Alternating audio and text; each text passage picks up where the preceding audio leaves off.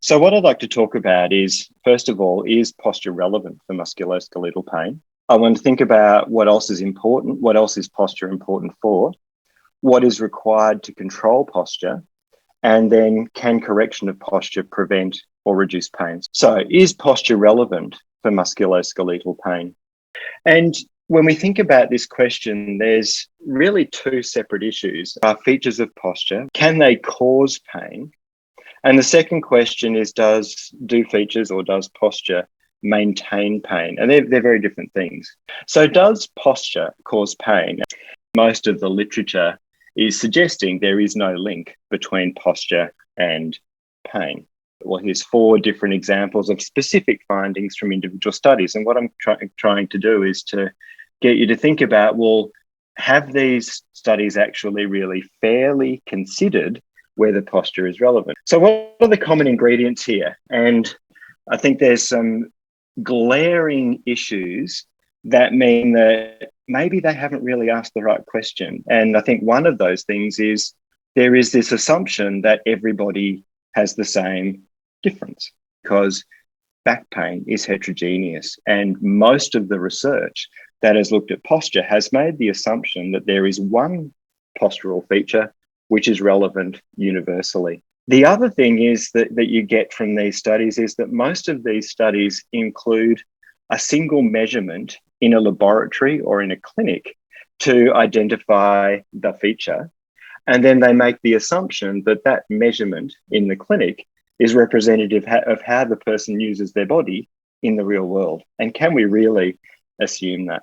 Now, a few years ago, we did some work looking at trying to look at how people use their spine when they didn't know we were looking at them. And so we actually asked people to play solitaire. We're interested in how their hand-eye coordination went during that task, and they did it for half an hour. So, and this study predates what we could do now, and that is to put sensors on people and send them into the community. So we looked at people's posture, and what I want you to show you is that over this 30 minutes of sitting, everybody had a slightly different pattern of how they used their spine on average during that task. So there was a lot of variation within the healthy community. The next thing is really important. When we asked them to sit up straight, so this is what people would do if they were knew they were having a single image taken, and we did this right at the end, they did something completely different. So the posture that they adopted when we asked them to sit correctly was completely different to what they'd been using for half an hour watching playing the computer game. And then when we got them to stand up, it was completely different again.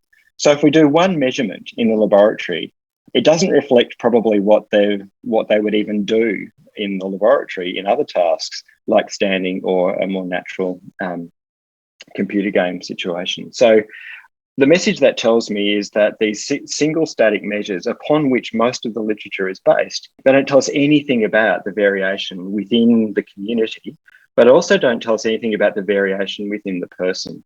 They don't provide any insight in how people actually move in the real world. There isn't one posture that might lead to suboptimal loading of the spine.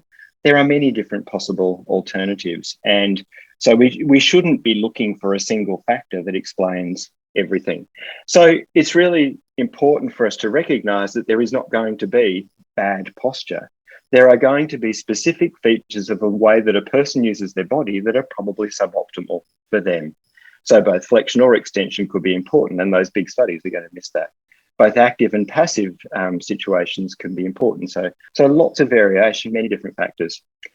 The next thing, and that is that whether there is a relationship between a particular posture or movement strategy and having pain or having excessive load on tissues really depends on exposure. And if the task involves low load or low loading on the tissue, you have to do it a lot in order for it to be a problem. But if there's high load, you only have to do it a few times in order for it to be a problem.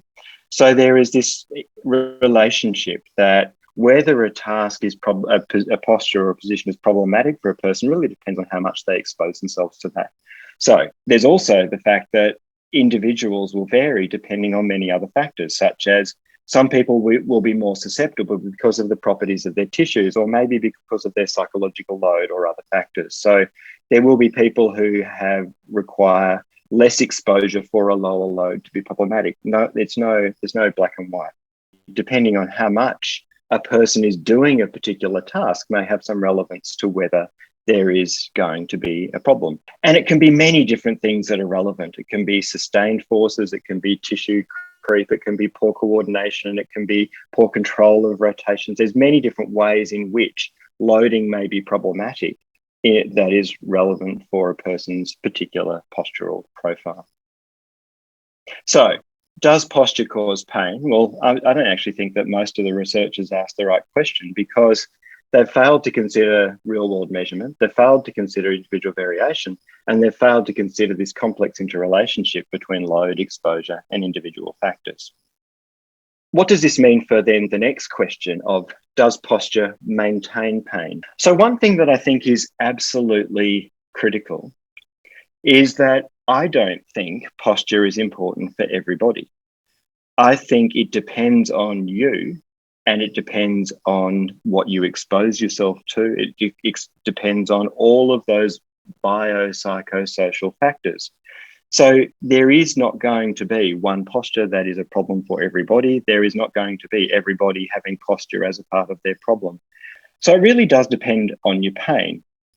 Whether posture is important for maintaining your symptoms is not black and white.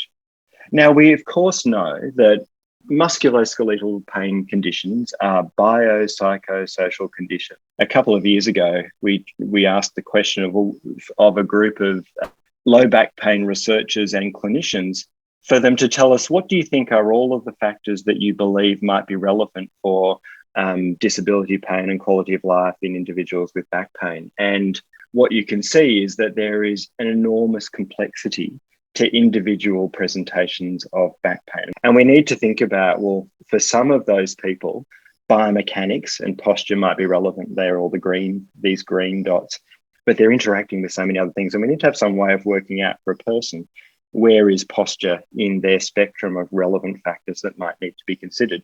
Maybe there is something we can glean from understanding the underlying neurobiology of pain that might influence whether we think posture is important for a person. As by way of introduction of this idea, remember that pain is an output. So we have nociceptive input coming from our tissues that is telling us about mechanical, thermal, or chemical events that are threatening the tissues. That goes into the nervous system, but is not pain. Your nervous system uses that information and makes a decision about the pain experience that the person has. Not a conscious decision, but a decision made by a whole neuromatrix in the central nervous system. So pain is an output, and that's going to be important to recognize for something I'll say in a moment. So clearly pain's important in the acute phase, because pain is there to alert us that there is some threat and motivates us to make some change. In people with persisting pain, for some people that alerting may still be relevant, but for many people it may not be. And we need to work out, well, who is it relevant for? And they may be the people where posture is one of the components that we need to consider and address. But for others, it may not be providing us with useful information anymore. But how do we tell?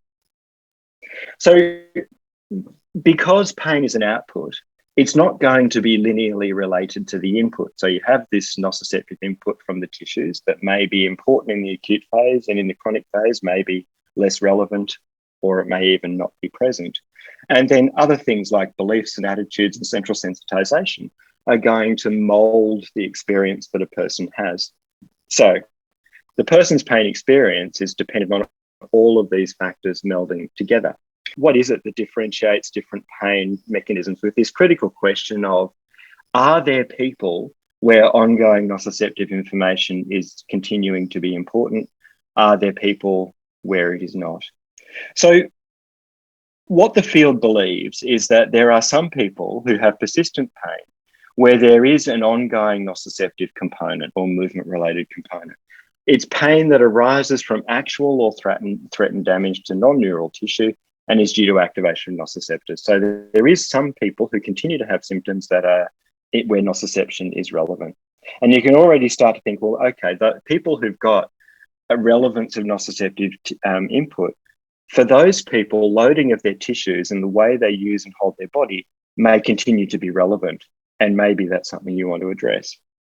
There's also people who have nociplastic pain, which is the new term for central sensitization, pain that is maintained by central sensitization. And it relates to pain that arises from altered nociception despite no clear evidence of actual or threatened tissue damage. And there may or may not be activation of peripheral nociceptors, but there is evidence of central sensitization where there is amplification of neural signaling within the nervous system. And so for those people, the information from their body is less relevant. And the primary focus there is not about changing tissue loading, but it's going to be about modifying the amplification, reducing the amplification of their pain experience by education and hands-off cognitive behavioural approaches. And then there's neuropathic pain, which is pain caused by lesion or disease of the somatosensory nervous system. So sciatica, trigeminal neuralgia, all of these pains that involve a nervous system dysfunction. So when is posture relevant? So to summarize what I've just said, if loading on the tissues is causing nociceptor discharge and that is contributing to a person's continued pain experience, then posture might be relevant for that person, and changing it may be helpful to optimize loading on the tissues.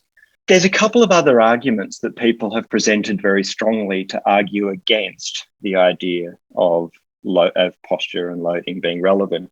So one of those is this idea that you hear all of the time, and that is that 20 to 50% of people have abnormal findings on MRI. That means structure is not important. It is not relevant to pain. That's actually going a little far. What the data says is that there are many people who do have degenerative changes who don't have pain. But if you have degenerative changes, you are significantly more likely to be experiencing pain. So these structural changes that you find on imaging are in fact explain more of the variance of people's pain than psychological factors. We can't dismiss structure, because in fact, if structure is a problem, it actually is a predictor of having a problem, but just not for everybody. And that's one of my key messages. Everyone is different, and we need to work out for each individual who is this relevant for all. Here's another bit of data that's often used to present posture as a myth, and that is that in the early days, Nackhamson measured the pressures in the disc, and he showed that the pressures in the disc in sitting were higher, and he argued that meant that sitting in a flexed posture was really bad for your spine. What happened, though, was that since 1964, many more people have measured it. And with more and more precise measures, they've actually shown that the pressures are actually in sitting in flexed position are actually quite low, and nothing near the pressures that your disc can tolerate. And that really says that, in fact, sitting probably isn't bad for you because of pressure change. It might be bad for you for other reasons, but it isn't about the pressure. And that was used to suggest that, well, sitting doesn't matter because the pressure in the disc isn't that bad after all. But that's not what it says. It just says that this isn't the mechanism for which sitting might be a problem, but it doesn't dismiss that other things might mean that it's a problem. The next thing to think about is it depends on how you measure it. And what is really a revelation in the back pain literature is we are all used to this idea of acute and chronic. And there's a really beautiful qualitative study that was done a couple of years ago that suggests that even when people with back pain have no symptoms, they think about themselves as being a back pain patient, kind of like someone who has osteoarthritis. Even if they don't have a flare-up of their knee pain, they still think that they have osteoarthritis. And that's how back pain patients consider their condition. It is an ongoing condition that fluctuates, and there are periods of better and worse symptoms. And so sometimes people are without pain, but most people have fluctuating symptoms. And one thing that I think is really important for us to understand is what are the factors in a person's activity in life that lead to those fluctuations? And that's not something that's been investigated in back pain. So what I'm interested in is what are the things that could change that might be explaining this variation of symptoms? And if we understand that, it may help us understand where to go and how relevant certain things like posture might be. Now, recently we've done some work looking at physical activity and sleep in association with these flares. So not actual posture, but how active a person is and whether they're sitting or standing, but not how they're using their spine in those tasks. And what we showed was that although we have previously believed that the strongest association between sleep and pain is that pain interferes with your sleep, what we showed was that if you sleep really well, you're less likely to have a flare. And if you sleep badly, you're more likely to have a flare. So sleep predicts the development of a flare. So too does low physical activity. So if you are more sedentary, you are more likely, so more time sitting, you're more likely to have an episode of pain, more time standing, less likely. So there is beginning to be some evidence to suggest that if we just bluntly look at, does posture cause pain, an episode of back pain or a new condition, that's really a blunt investigation of the problem. What we might want to do more carefully is to look at how do these things vary together over time. And I think that will give us a closer understanding. And already I'm beginning to believe that there is some nice data here to suggest that although sitting may not be considered to be a risk factor for back pain, the more time you sit, the more likely you are to have a flare. And it's starting to tell me that this variation may be relevant. Does posture maintain pain? Well, as I keep saying, not always, but sometimes it does. And it probably depends a bit on the mechanism of pain that you are currently experiencing. And it's not one posture for all. It's going to vary. And it's not just one snapshot that tells you about its relevance. You need to measure it over time and how it co-varies with pain. The next thing I want to mention very briefly, and that's just to talk about one of my other passions, and that is the fact that your body performs many different functions, and posture is relevant for many other things, not just for mechanics of how you move and how you and preventing pain and injury. It's also relevant for things like breathing. So we did a study several years ago where we got people to adopt different postures, and then we evaluated their breathing pattern. And what we showed very beautifully was that if you're slumped, most of your breathing pattern happens in your upper chest. If you're in thoracolumbar extension, most of it happens at the base of your ribs. And if you're rotated, you don't move your ribs anymore because you've now closed your rib cage down, so it is unable to move on one side.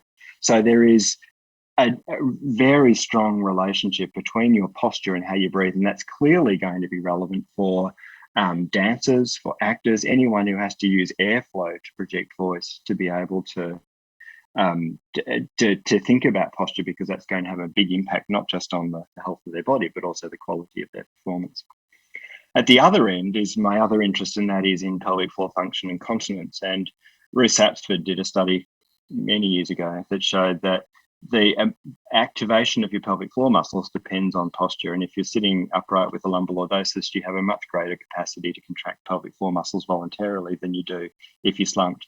And there's other data that shows that there's a strong association between having an anterior pelvic tilt and prolapse. So what is required to control posture? And I guess what I'm getting at here is that when a person has pain and injury, there are many challenges that are imposed on the control mechanism that will have an impact on a person's quality of their capacity to maintain posture and movement. One thing I want you to see here is that an enormous amount of the central nervous system is devoted to controlling posture and movement. And if you think about it, there really is only two ways that your nervous system can interact with the environment, and that is to move and to sweat. They're the only two ways that your nervous system can influence and interact with the environment. And it doesn't come as a surprise then that so much of the nervous system, from the motor cortex and sensory cortex through the deep brain structures, the cerebellum, spinal cord networks, and out in the periphery, that are relevant for how you control posture. And when you have pain and injury, all of those different levels can be impacted. That can influence a person's capacity to maintain posture or to change posture. So I just want to give you a couple of quick insights at different points along that system to give you some idea about some of the work that we've been doing about the challenges. And if we first of all look down at the level of muscle, it's really clear that muscle is profoundly impacted by pain and injury. So there's good data to show atrophy, fatty infiltration, fibrosis, and muscle fiber changes in the paraspinal muscles, particularly the multifidus muscle. And if multifidus muscle, which is the most important muscle for controlling lumbar lordosis, if it's got structural changes and is being replaced by fat and connective tissue, its capacity to be able to maintain posture is going to be compromised. And we've been doing a lot of work trying to understand, well, why does it happen? Because it seems completely counterintuitive. Why would your nervous system and biology destroy the muscle that you need for control? So what we've been showing is that if you have an injury, what happens is there is reflex inhibition of these back muscles. So we've done studies with sheep and pigs where we give an intervertebral disc injury. We show atrophy that occurs very rapidly, and we show that this is associated with decreased excitability in the spinal cord. So there are these neural mechanisms that cause this inhibition of muscle early that compromise the activity. But that's not the most profound changes. When we look in the subacute phase and we start to look at the structure of muscle, we do see that the muscle undergoes a period of fibrosis and fatty infiltration. So we've done histological studies where we take out the back muscles, we look at the organization of different tissues. We see that the slow twitch fibers, which are the brown ones, almost disappear. So they're the slow twitch fibers that are actually the ones you need for fatigue resistant maintenance of position, and they almost disappear. There is also increase in connective tissue, increase in adipose in the muscle. And so what seems to be happening is that your biology seems to be programmed to remove the muscle, which is requiring finesse, precise control to maintain posture and movement, and replacing it with a fibrous scaffold. So it might be okay because there's less opportunity for error if you've got this fibrous scaffold rather than a fine-tuned muscular control, but you can't do any of the refinement of the fine tweaking of control. So your biology is changing the structure of muscle to be this more passive support, which isn't going to be ideal. And what we've shown recently is that this is related to an immune response in the muscle. So the macrophages and the other immune cells within the muscle become excited and they start this process of structural change in the muscle. I don't think that means that we need to get everyone to take anti-inflammatories to protect their muscle, because one of the best ways to tune the immune response in muscle is to do exercise. So I think exercise is actually our answer. But we have a whole series of studies now that show that in the early phase, there's a neural component of inhibition of muscle. Over time, there begins to be this immune response in muscle that then begins to change its structure, but we can impact that with exercise, as I'll show you in a little while. And in the chronic phase, there's just massive disuse and that massive structural change because of disuse of muscle, because you're no longer using it. Now, something that we've just discovered in the last couple of weeks, and I just presented at a meeting in Netherlands yesterday, is some work looking at muscle spindles. We all know that muscle spindles are fundamentally important for proprioception and being able to sense length change in muscle, the velocity of length change in muscle, and clearly critical for fine-tuned motor performance. So we've just done some work looking at whether the structure of muscle spindles is changed by injury. And we've done histology where we identify the muscle spindles and we look at the capsule that surrounds the muscle spindle, the size of the spindles, the tissues that surround the spindles, all of those kinds of things. And what we've shown is that in muscle spindles of the multifidus muscle after injury has thick connective tissue surrounding the muscle spindle. Now, and when we look at the collagen expression within that tissue, there's an increased expression of collagen 1 and collagen 3. So there is an active process of laying down increased collagen in that structure. So what's that going to do? And we haven't yet done the study to test this theory, but what you would predict is that if you have a thick connective tissue fibrous bag around the muscle spindle, it's not going to stretch as well. And if the muscle spindle isn't stretching as well, it's not going to be generating afferent information about muscle length change, and it's not going to be able to be used as precisely or as sensitively to be able to detect motion. And I think that's critically important. And this may explain some of the proprioceptive deficits that we see in people who have back pain and other musculoskeletal problems. Let's just go to the other end of the nervous system, right up to the motor cortex. And one thing we do here is to use transcranial magnetic stimulation. And we can work out, well, which part of the brain is controlling the back muscles. And what we normally find is that healthy individuals have a really discrete control where different parts of the back muscle system are controlled by different regions of the brain. So that gives you great finesse. So normally there's these different areas that enable the muscles to be controlled discretely. But when people have back pain, often what we find is a single area. So they don't have that finesse anymore. And one thing we've looked at recently is that related to how people use their body? And I'm sure most of you are familiar with the idea that some people have lots of finesse in how they move their spine. They can separately roll their pelvis forwards and keep their thoracolumbar junction in place, so they can discretely move lumbar, dissociate lumbar from thoracolumbar motion. Other people, it's all or nothing. And basically what we showed was that the people who have this discrete control of different regions of the back have multiple regions on their brain to control their back muscles. Whereas people who have this all or none response just have one. So this is telling me that there is some relationship between the organization of the cortex and the functional patterns that people use to control movement. And recently what we've been doing is looking at, well, why are these things happening? And we've been looking at the immune cells in the brain, so the glial cells in the brain, to see whether their activity is associated with these changes in the cortex. And what we've found is that people who have nociplastic type pain have substantial glial activation of the brain and massive disorganization of the motor cortical representation of their back muscles, and that may be related. So what I wanted to show is that if someone has pain and injury, it is going to impact the muscle's capacity to generate tension and control for controlling posture. It's going to influence the sensory information that comes back from the muscles to tell your body tell your nervous system where you are. So that's going to have an impact on how well you can control posture and movement. And there's also changes in just about every other part of the nervous system, even including the cortex. So we do have challenges, but I think exercise is one of the ways that we need to address that, as I mentioned. Can correction of posture prevent or reduce pain? And I just want to start with the first comment, and that is we can actually change posture. And Deborah Feller, who is now at Birmingham University, she did some studies several years ago with us at UQ showing that if you give people a program of postural correction and we test them in a way where they don't know they're being monitored, we do actually achieve change. So posture can be changed. We've also shown that we can change the brain, that if you do an exercise program that changes a person's capacity to control, we actually get a shift in the organization of the motor cortex that's associated with improved performance.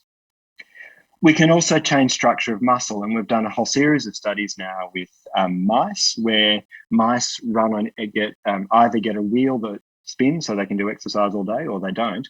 And what we've shown is that some of the connective tissue changes can be reversed and the immune response changes in the muscle can be prevented if animals are exercising, but it's not complete. And I think it's not enough just to do any kind of activity. I think we need to be a little bit more specific. So can correction of posture prevent and reduce pain? That's obviously the ultimate question.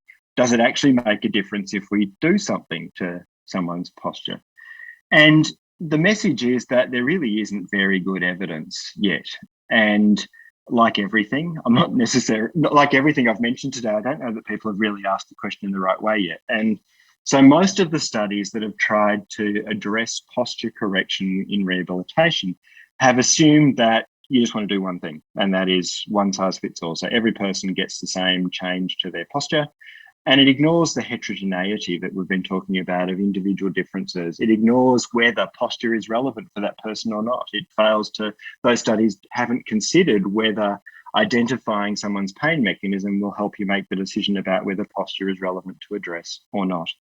And none of those studies address the other things like adherence and the targets of treatment, which are clearly very relevant. There is starting to be some evidence, and so Peter Kent has done a really nice series of studies in Perth where he's given people feedback of their alignment using sensors placed on the spine that they take home. They only give information for a few hours, but they get feedback and it tells them about their posture. And what he's done is to identify the features of posture that might be relevant for the person and then given them feedback of that so they can learn to do it differently. And in this pilot study, he was able to show that led to a greater reduction of pain and disability that continued to improve over time, which is great news. So some preliminary evidence that targeting very specifically, you might make a difference. We've done a couple of studies trying to think about this idea of whether a person's pain mechanism might help us make the decision. And what we showed was that both worked equally well. But we also had another component, and that was to have an evaluation that gave us some insight into the association between someone's symptoms and their movement. So is there a tight link between how they move and the provocation of pain that may tell us something about whether they have a nociceptive element to their condition? The people who had a relationship between their pain and movement had a significantly better response if they were given the motor control program. The people who did not had a greater impact of graded activity. So it does suggest to me that maybe we're onto something in terms of identifying pain mechanism and tailoring intervention based on that. So if you don't have a physical movement-related component to your pain, changing movement is far less effective than using a psychosocial informed intervention. Those people who have pain that's very closely related to how they move, if they target how they move, they have substantially better improvement than if they just have generic manual therapy or exercise.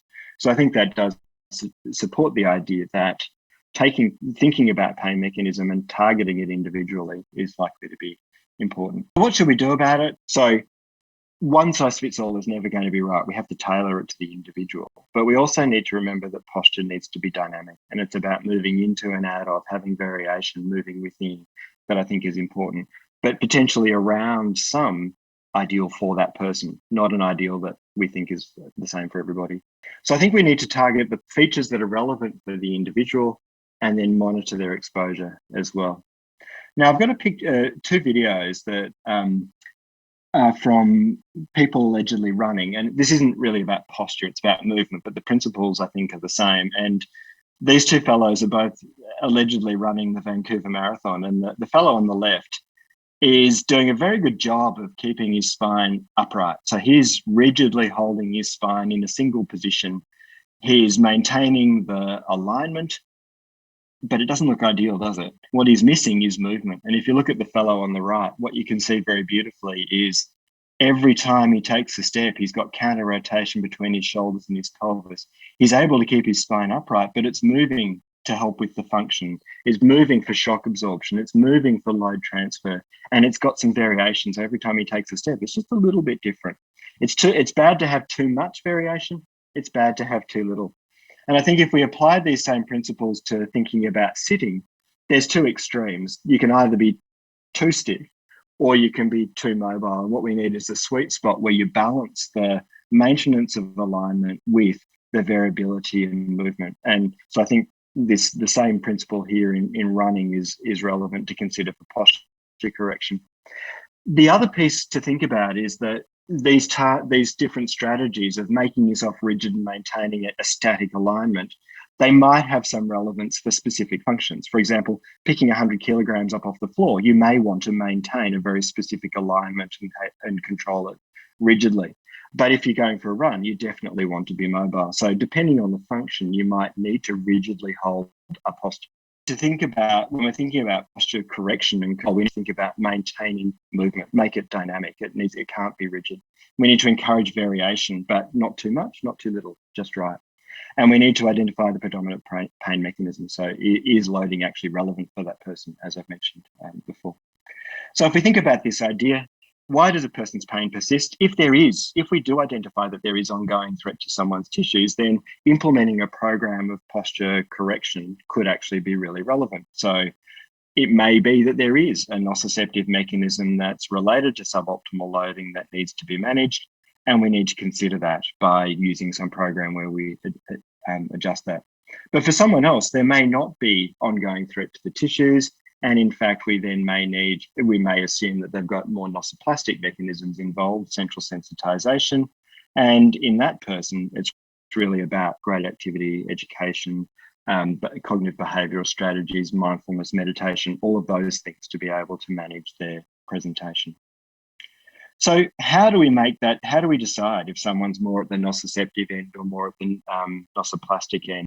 And the basic idea is that there are features of how a person presents with their pain that can give you a suggestion that they may have predominantly nociceptive mechanisms. There's always going to be a mix. Our challenge is to find who is predominantly driving their pain through nociceptive mechanisms. So someone who has nociceptive pain will have predictable pain that increases and decreases with specific postures and movements. It's proportional and localized. So QST, quantitative sensory testing. So they have normal sensitivity in remote areas, and they have normal sensitivity or maybe a little bit of hyperalgesia locally. They generally have low presentation of psychosocial features, and they have there's a relevant injury that links to their presentation. Whereas at the other end of the spectrum, this nociplastic type presentation, it's more unpredictable. There's inconsistent increases and decreases. It's disproportionate. There's multiple broad areas. The areas can change. There can be hyperalgesia generally. So they're sensitive in other regions of their body. There's questionnaires like the central sensitization inventory that can tell you something about whether someone is sensitized. There's also things like catastrophizing, fear avoidance, pain self-efficacy that all link to this nociplastic type presentation that lead to amplification and a mismatch between history and mechanism.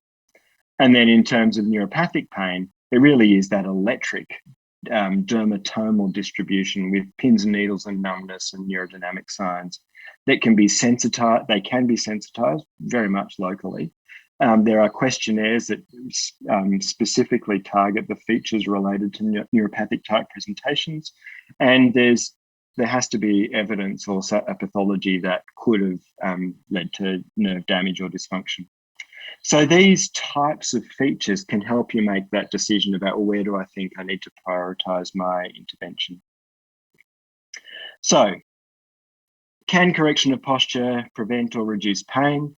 Well, we know that posture can be changed, but I think we need to apply a clinical reasoning approach to when we consider it's relevant to change and what might be relevant to change, because it needs to be individualized. We need to decide, do they have a presentation where the way they use their body is mechanically relevant for their condition? It shouldn't be static. It's got to be dynamic. There's got to be variation.